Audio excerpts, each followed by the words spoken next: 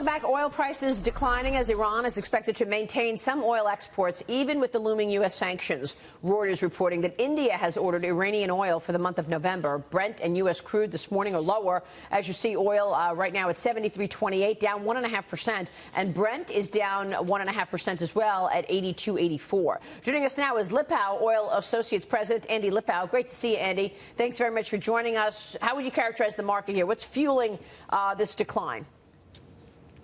Well, this morning we've got a couple of things. The first thing is over the weekend, the U.S. talked about granting some waivers to those countries that have shown a significant decrease in Iranian oil purchases. The second thing is that the Saudis have said they've increased production to make up the shortfall of Iranian crude oil. And the third thing is that the market is concerned about a trade war with China slowing down world oil growth.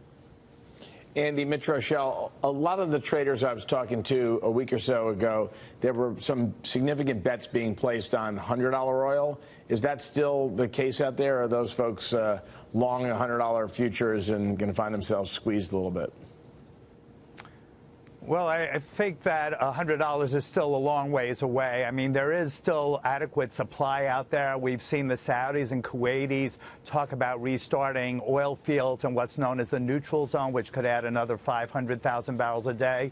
So I think in order to get to $100 a barrel, you need a geopolitical event with, you know, the Iranians causing trouble or seeing Libyan oil come off the market due to violence in that country. In terms of the demand side of the equation, Andy, what about demand with such a strong economy here in the United States? Well, demand worldwide is still quite good. I mean, we're seeing year-on-year increases in demand of about 1.5 million barrels a day for 2018 versus 2017 and a slightly lower figure for 2019 versus 2018. So we really need to see oil supplies increase to meet that growing demand, not only here in the U.S. but elsewhere.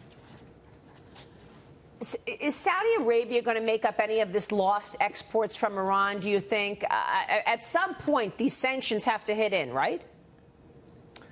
Well, they do. And the Saudis have said that they're increasing their production. But I think there is some skepticism in the market whether the Saudis can actually increase their production on a sustainable way. They've talked for years and years about maintaining 12 million barrels a day. And they've said they're going to increase to about 10.7 today. So I think the market and myself are a little bit skeptical. We'll have to wait and see. And that's why I think you've seen the Saudis and the Kuwaitis agree to restart production. All right, we will leave it there. Andy, good to see you this morning. Thanks so much. Thanks for having me. Andy Lipow joining us there.